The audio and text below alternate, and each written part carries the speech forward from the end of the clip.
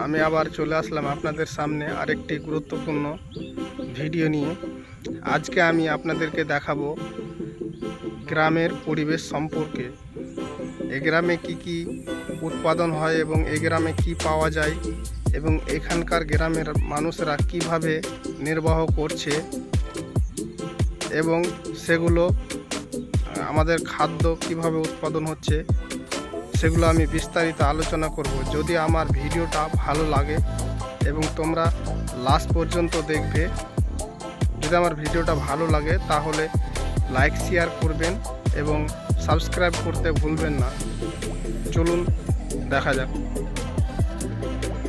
চারিদিকে এখন ধান গাছ ছিল, বাট সেগুলো একদিন হাম্পার এসে, ধান কাটা মেশিন এসে সেগুলো কেটে নিয়ে চলে গেছে। এখন যেগুলো পড়ে আছে, এই যে দেখুন, এগুলো ধান গাছ এখন পেকে গেছে, কিছুদিনের মধ্যেই কাটা হবে। তো যাই হোক, বর্ষার কারণে মানুষজন রুকে আছে। আর এই সাইড, এই যে ফাঁটা জমিটা দেখতে পাচ্ছেন, এখানে ছিল ভুট্টা, সেগুলো নিয়ে চলে গিয়েছে বাড়িতে।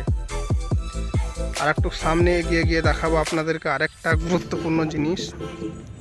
যাই হোক, আপনারা আমার সাথে থাকুন এবং দেখতে থাকুন।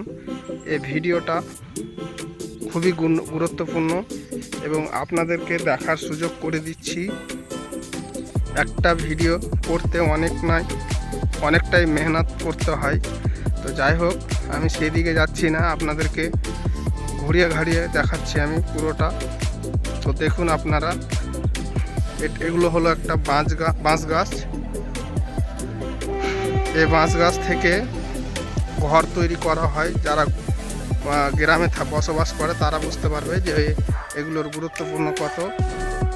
তো যাই হোক, আমি সামনে আর একটু এগিয়ে যাই। আল দিয়ে যাচ্ছি তো বারবার পড়ে যাচ্ছি। তো যাই হোক, আমি আর একটু সামনে এগিয়ে আপনাদেরকে দেখাচ্ছি। আপনারা দেখতে থাকুন কীরকমভাবে। চলুন দেখতে থাকুন। এই দেখুন, এটা একটা খাড়ি, এখানে জল জমে আছে, পুরোটাই আপনাদেরকে দেখাচ্ছি। দেখুন, এখানে অনেকটাই গর্ত, গ্রাম্য ভাষায় বলা হয় মুনি। এখানে মুনি পড়ে আছে। তো যাই হোক, এখানে যদি নামি তো কুমিরের আসার সম্ভাবনা আছে। তো যাই হোক, আমি আপনাদেরকে জুম করে দেখাই,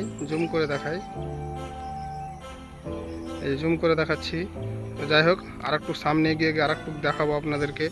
দেখুন, ঘাস পাতা এবং লতা পাতাগুলো কিভাবে সবুজ হয়ে আছে।